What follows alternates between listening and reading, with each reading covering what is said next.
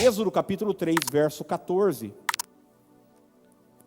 Moisés está de frente para a sarça ardente, conversando com Deus. E a dúvida de Moisés é a seguinte: mas quando eu falar que foi o Senhor que me enviou, eles vão perguntar, mas que Deus? Que Deus é esse que te enviou? Quem é o Senhor? Eles não vão acreditar em mim. Eu preciso de uma resposta clara para o povo saber quem é o Senhor. E o texto diz assim, Êxodo 3,14, disse Deus a Moisés: eu sou o que sou.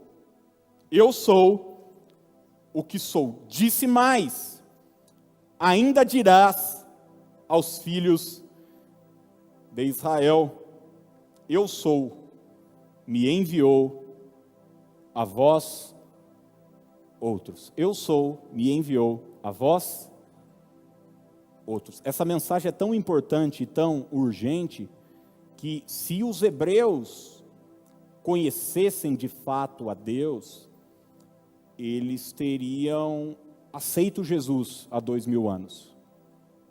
Mas o preconceito, uma ideia equivocada de quem era Deus, os fizeram rejeitar o Senhor. E está aí a importância de, nos dias de hoje, nós conhecermos a Deus, prosseguimos em conhecer a Deus. E eu estou falando, gente, dos descendentes de Abraão, de Isaac, de Jacó, de Davi. Imagina eu e você, que somos descendentes da Dona Maria, do seu Joaquim, do João, se a gente não tiver esse apego e esse comprometimento, como é que nós vamos lidar com a nossa vida espiritual? No final dos tempos, o anticristo vai aparecer realizando milagres, trazendo paz na terra, trazendo uma série de coisas, e eu vejo às vezes alguns cristãos, eles se apaixonam por líderes políticos, eles se apaixonam por pastores, gurus, frei, bispo, eles se apaixonam, por quê? Por causa do discurso, por causa nos últimos dias, muita gente infelizmente vai ser enganada, e está aí a importância da gente conhecer e prosseguir em conhecer ao Senhor. Deus é onisciente. Vamos falar isso juntos? Diga assim: Deus é onisciente. Você sabe o que é onisciente, não? O dicionário diz que onisciente é aquele que sabe de tudo. Onisciente é aquele que sabe de tudo. Olha o que o Salmo 139 nos diz, o verso 1 até o verso 4. Aliás, um salmo lindo, gente. Depois, leia ele todo. Diz assim: Senhor, tu me sondas e me conheces. Sabes quando me assento e quando me levanto. De longe penetra os meus pensamentos. Esquadrinhas o meu andar e o meu deitar, e conheces todos os meus caminhos. Ainda a palavra não me chegou à língua, e tu, Senhor, já a conheces todas. Gente, nós sabemos de algumas coisas. A nossa capacidade de reter informação, ela é finita, ela vai até certo ponto. Então, existem coisas, por exemplo, acerca de você mesmo, da sua vida, de coisas que você sente, de visões que você tem do mundo, da vida, de reações que você tem de forma instintiva. Você fala, cara, por que eu sou assim? Por que eu agi assim? Né? Eu não estou falando de coisas que a gente não sabe acerca do outro. A gente é limitado no nosso conhecimento acerca de nós mesmos, do nosso autoconhecimento, mas a Bíblia diz que Deus tudo sabe, Deus tudo conhece, nada está oculto a Deus. Vamos ver isso juntos? Diga assim: nada está oculto a Deus. Então, é bom você ter isso claro, que o Deus que nós servimos é um Deus onisciente, Ele conhece todas as coisas. Olha o que Provérbios capítulo 15, verso 3, nos diz: o Senhor Deus vê o que acontece em toda parte. O Senhor Deus vê o que acontece em toda parte. Ô, gente, há um tempo atrás, a gente podia olhar para um versículo como esse e se espantar, falar, mas como assim existe alguém que sabe tudo? Viu? O Google sabe quase tudo.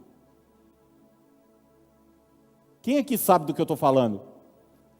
Gente, é espantoso, às vezes você tem uma conversa na sala da sua casa, quando você olha o celular, tem alguma coisa relacionada à conversa, a gente está sendo vigiado o tempo inteiro. Você já teve uma experiência dessa ou não? Se o homem do Google sabe tudo, se esses caras sabem tudo, quase tudo, imagina o Senhor da história. Deus tudo sabe. Deus sabe do que se passa. Deus sabe dos seus sentimentos. Deus sabe do que acontece. Um historiador, ele sabe o que aconteceu no passado. Um bom historiador, ele é capaz de fazer uma análise real daquilo que aconteceu. Um bom analista, ele é capaz de olhar para o presente e poder também saber o quadro que a gente vive, econômico, político, enfim, do ciclo da história, mas só Deus conhece o futuro. Futuro, a gente está preso ao tempo, mas Deus transita no tempo. Ele criou o tempo. Ele está acima do tempo. Passado e futuro são para Deus um eterno presente. Ele é o Pai da eternidade. É por isso que ele chega para João e traz a clareza do que vai acontecer nos últimos dias lá no Apocalipse. É por isso que ele é capaz de chegar para Abraão e dizer o seguinte: Abraão, você vai ser pai de uma grande nação.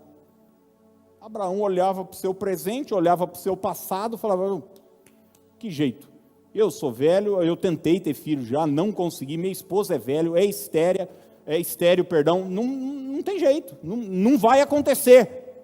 Mas Deus conhecia o futuro, é por isso que ele traz uma promessa para Abraão.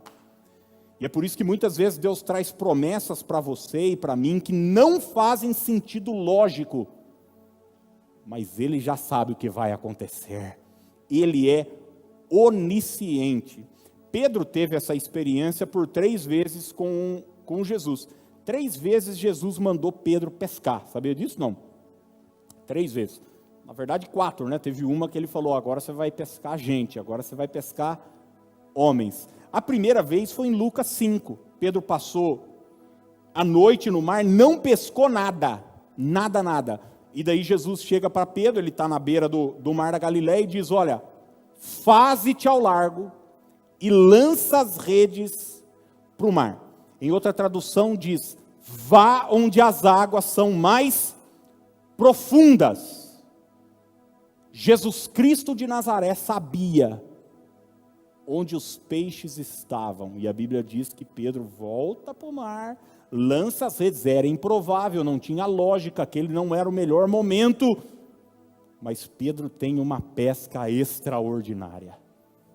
Num outro momento, eles estão precisando de grana, o negócio está meio apertado, um imposto ser pago, e daí Pedro, quando chega, Jesus já se antecipa, porque ele já sabe da necessidade. Se você lê o texto de Mateus 17, Pedro está vindo para pedir dinheiro para Jesus, a Bíblia diz que Jesus se antecipou, e já perguntou, Simão, nós os filhos pagamos imposto tal e tal e tal, porque Jesus sabe de todas as coisas.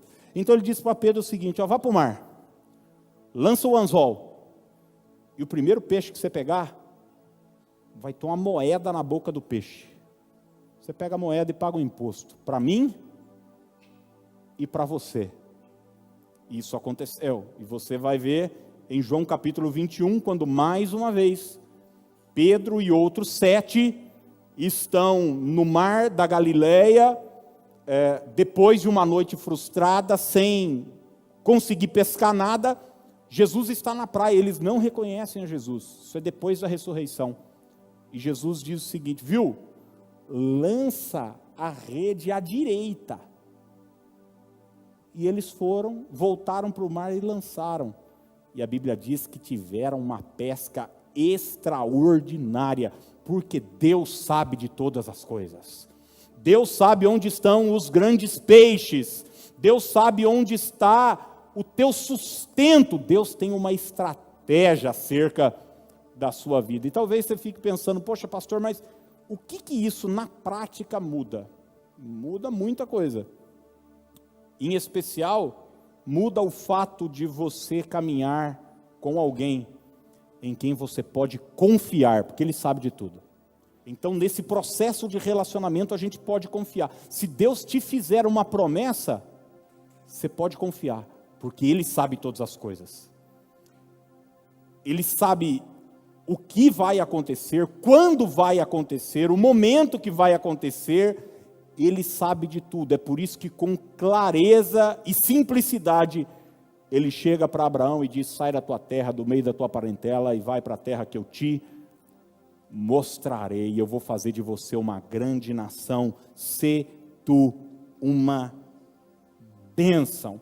O importante, a chave é você confiar na voz que vem do céu, que nesse caso não é o Waze, nesse caso é o nosso Deus onisciente, que tudo sabe, e vai te levar para um bom caminho, vai te levar para um bom caminho.